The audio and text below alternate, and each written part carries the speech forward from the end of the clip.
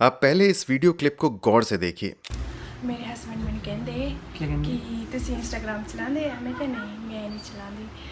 मैं क्या फिर मैं उन्होंने मतलब मैंने खुद दसिया कि हाँ मैं तो चलाता है। मैं क्या कोई नहीं, तुसी चला लियो, मैं पीछे बह जाऊंगी।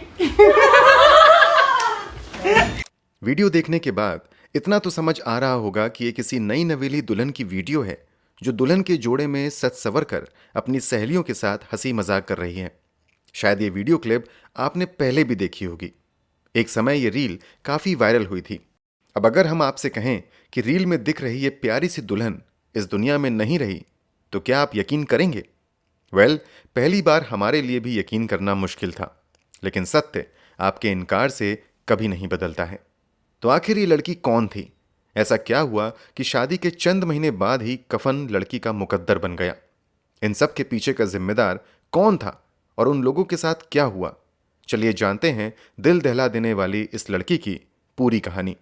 पूरी कहानी जानने से पहले जल्दी से क्राइम की कहानी चैनल को सब्सक्राइब कर बेल आइकन दबा लीजिए।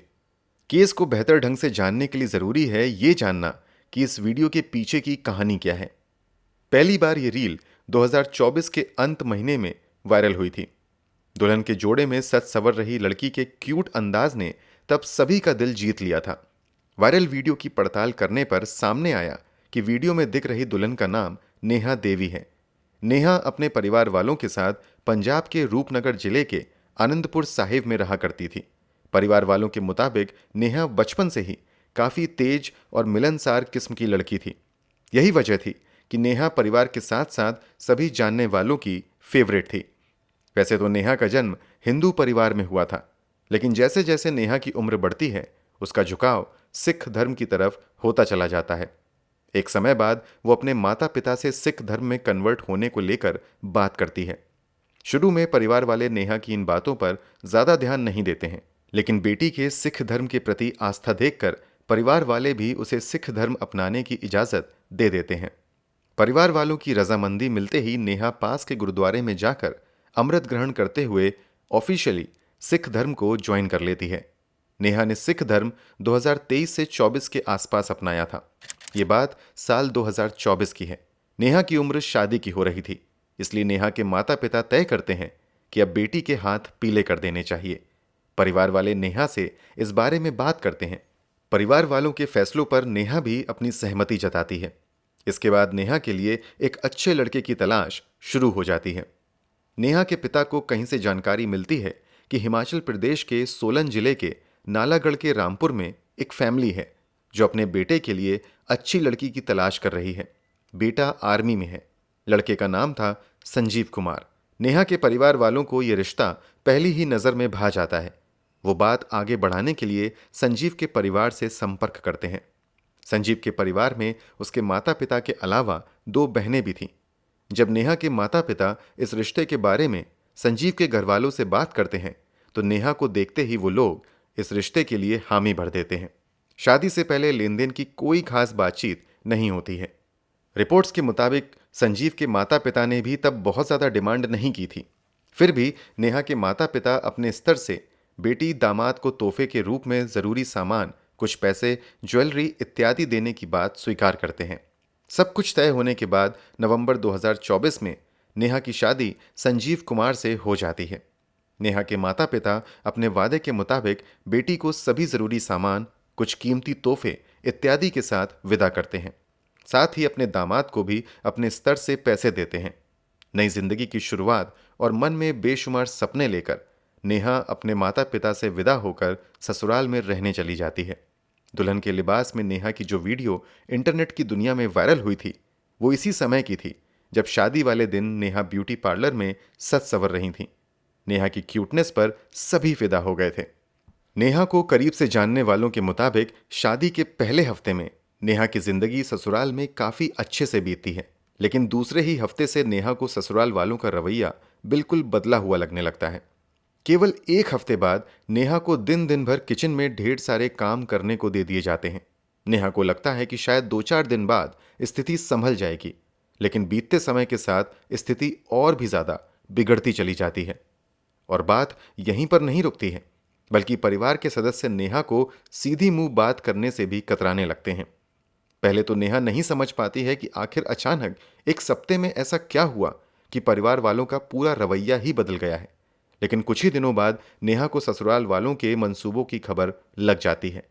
दरअसल शादी में जो तोहफे और पैसा नेहा और संजीव को मिले थे, उतने से संजीव के माता पिता बिल्कुल भी खुश नहीं थे। इन लोगों को इससे कहीं ज्यादा पैसे इत्यादि मिलने की उम्मीद थी। यहां तक कि वो लोग एक महंगी एसयूवी कार मिलने के सपने सजाए बैठे थे। नेहा की सास और ससुर उसे कार और पैसे ना मिलने को लेकर ताने देना शुरू कर देते हैं। नेहा को ससुराल वालों से इस व्यवहार की उम्मीद बिल्कुल भी नहीं थी। दहेज की मांग और परिवार वालों के अजीब रवैये से नेहा को काफी झटका लगता है।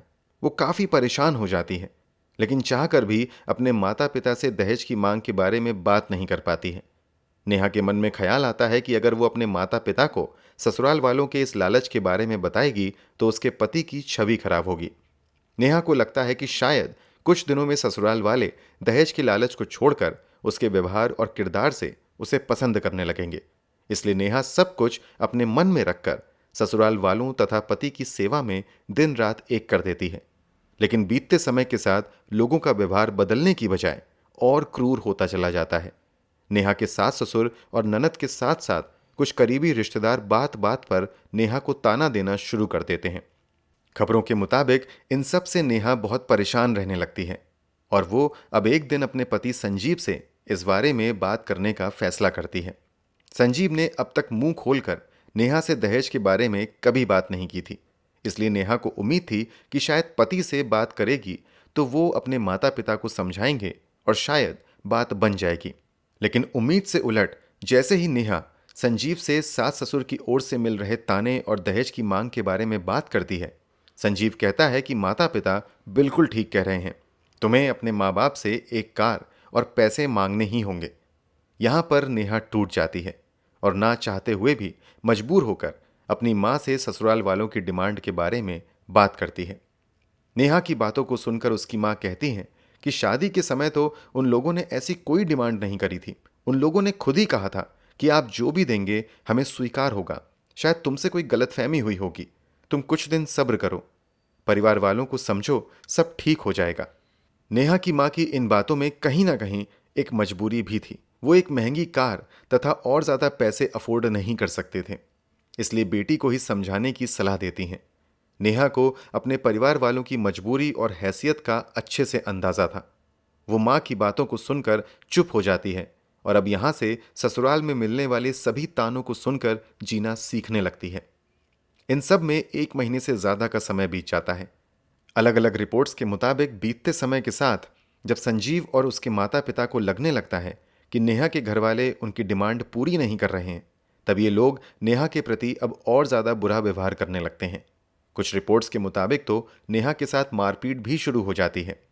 अपने परिवार वालों की खुशी के खातिर नेहा ये सोचकर सब कुछ चुपचाप बर्दाश्त करती रहती है कि एक दिन सब ठीक हो जाएगा, लेकिन ऐसा नहीं हो पाता है, बल्कि समय के साथ चीजें और भी ज्यादा बिगड़ती ही जाती हैं। शादी के बाद नेहा मन में बेशुमार सपने लेकर आई थी, लेकिन ससुराल में आते ही सास ससुर के ताने, दिन रात किचन में खड़े रहना तथा पति समेत परिवार के दूसरे सदस्यों का दुर्व्यवहार ही उसका मुकद्दर बन गया था।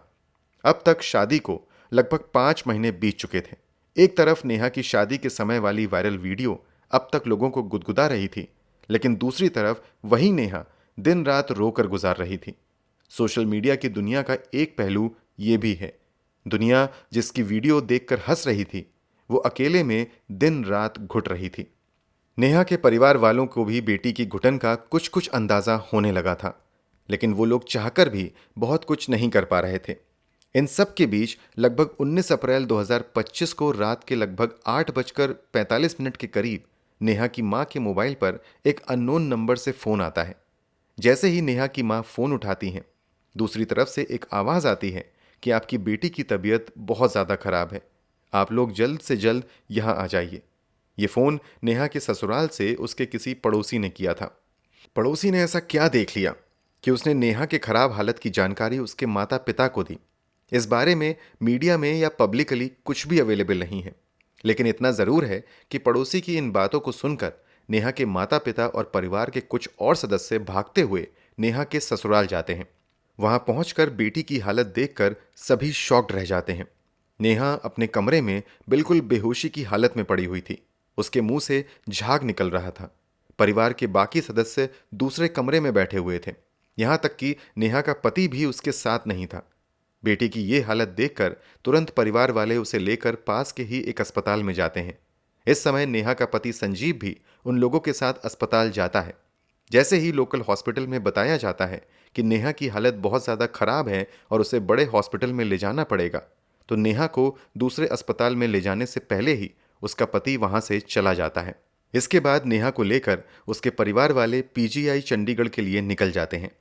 पीजीआई चंडीगढ़ इन लोगों के घर से काफ़ी दूरी पर स्थित था, इसलिए यहां तक पहुंचने में कई घंटे निकल जाते हैं। ये लोग 20 अप्रैल की सुबह नेहा को लेकर अस्पताल पहुंचते हैं।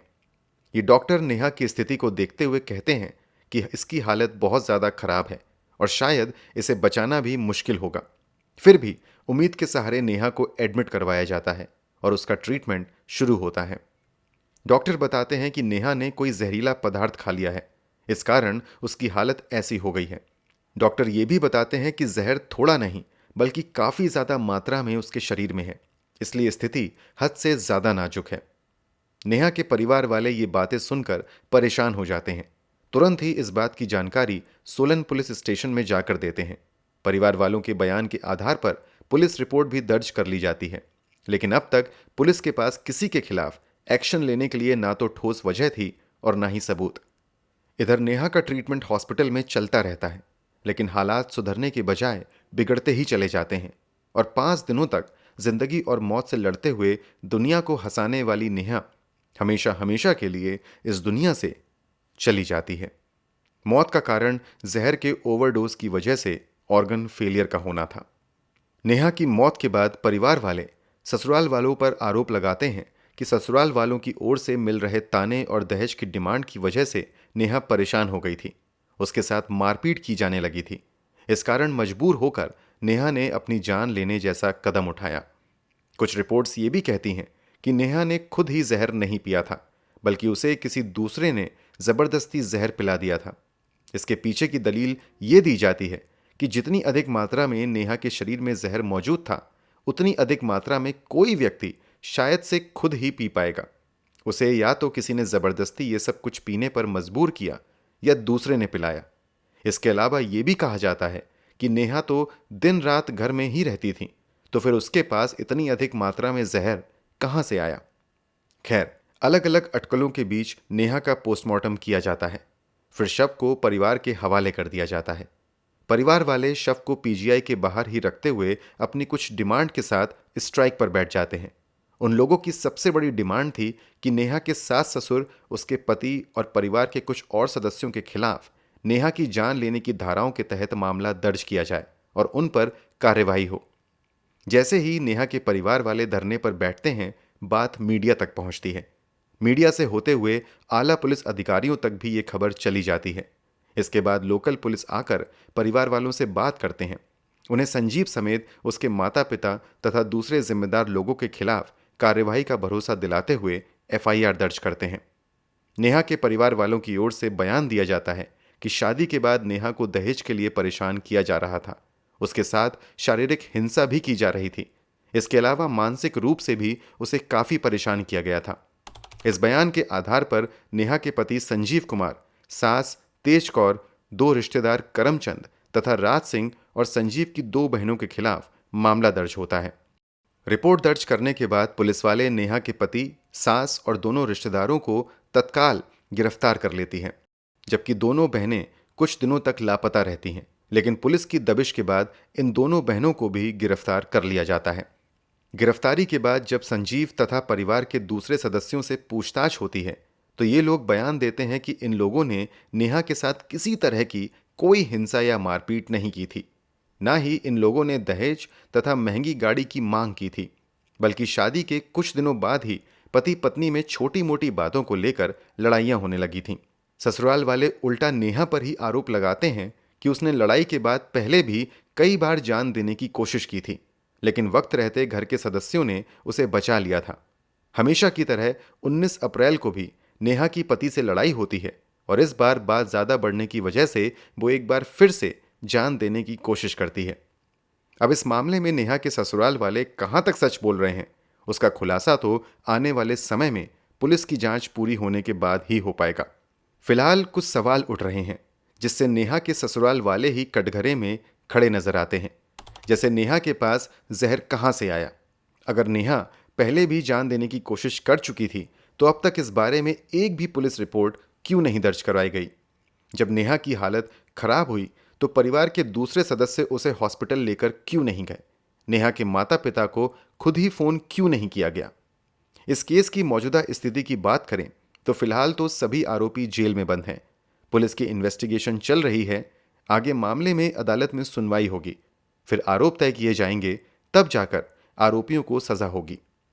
अब ये तो आने वाले समय में ही पता चलेगा कि असली गुनहगार कौन है और गुनहगारों को क्या सजा मिलती है। वैसे तो अदालत की कोई भी सजा नेहा के माता पिता के लिए उसके जाने के गम को खत्म नहीं कर पाएगी, लेकिन सजा जरूर ऐसी मिलनी चाहिए जिससे दहेज लोभियों की रूह कांप जाए और समाज में एक संदेश जाए। इस कामना के साथ कि नेहा की आत्मा को शांति मिले और उसके दोषियों को सजा हो, कहानी को यहीं पर खत्म करते हैं। आगे इस मामले में अदालत का जो भी फैसला होगा हम आपको जरूर अपडेट करेंगे। फिलहाल कमेंट बॉक्स में आप जरूर बताएं कि दहेज लोभियों को क्या सजा मिलनी चाहिए। अगर आपको हमारी मेहनत पसंद आई हो तो वीडियो को लाइक करते हुए शेयर भी करें। अगर अब तक क्राइम की कहानी चैनल को सब्सक्राइब नहीं किया है तो जल्दी से चैनल सब्सक्राइब कर बेल आइकन भी दबा लें। क्राइम की दुनिया से जुड़ी ऐसी ही कहानियों के लिए हमारे साथ जुड़े रहें। धन्यवाद।